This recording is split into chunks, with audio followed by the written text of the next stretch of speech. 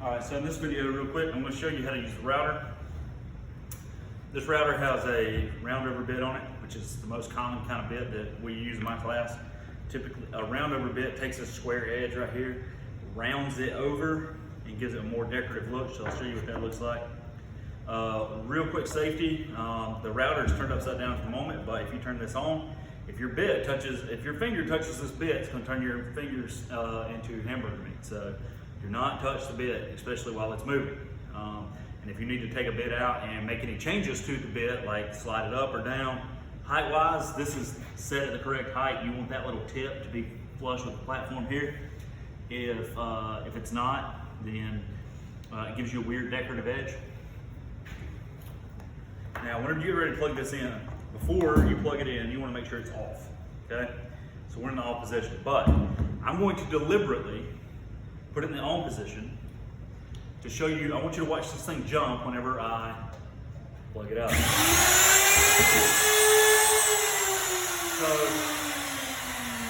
that jump, I mean, it kind of scared me, but that jump right there, if this thing falls over or anything like that, falls into somebody, then it falls into their fingers, okay?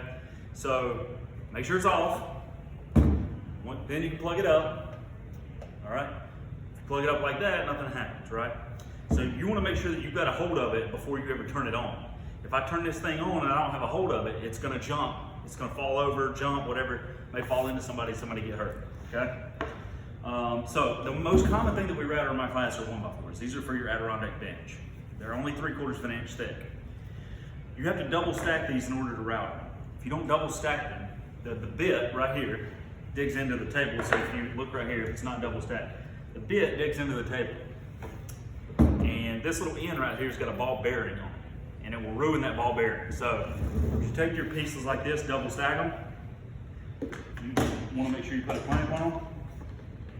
All right, and then you can go to router. Get your router, both hands on it, set. Don't put the bit up against the wood yet. Turn it on, and then you're going to pull the bit into the wood, and then you're just going to go around the edges.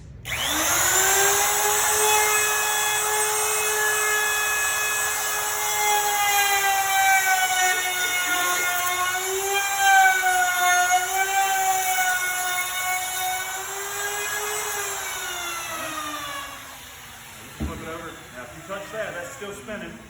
Obviously, and if you touch that, it's gonna cut your finger. If it'll cut wood, it'll cut your finger. Now, I could only router until I ran into my clamp. So now I'm gonna take my clamp, slide it over here, and then I can finish routing with the rest of my board.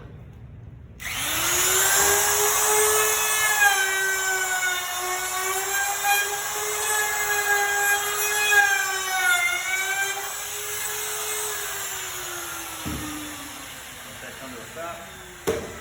Now, I don't know if you can see this in the video, but if you look at it, one's got a rounded edge, one's got the square edges, and these rounded edges give it just a more decorative look.